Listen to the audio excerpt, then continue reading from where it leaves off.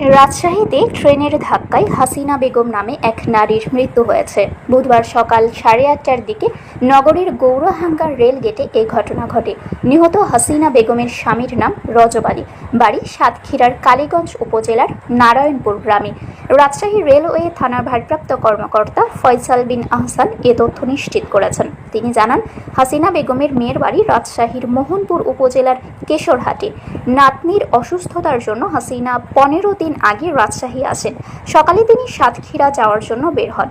গৌরহাঙ্গার rail gate পার হওয়ার সময় অসতর্কতার কারণে চাঁপাইনবাবগঞ্জের রহনপুর থেকে খুলনাগামী টাউন লোকাল মহানন্দা এক্সপ্রেস ট্রেনের সঙ্গে ধাক্কা খান। এতে ঘটনাস্থলেই তার মৃত্যু হয়েছে। ওসি বলেন, এ ব্যাপারে পরিবারের পক্ষ থেকে কোনো অভিযোগ নেই, তাই মরদেহ উদ্ধার করে স্বজনদের কাছে হস্তান্তর করা হয়েছে।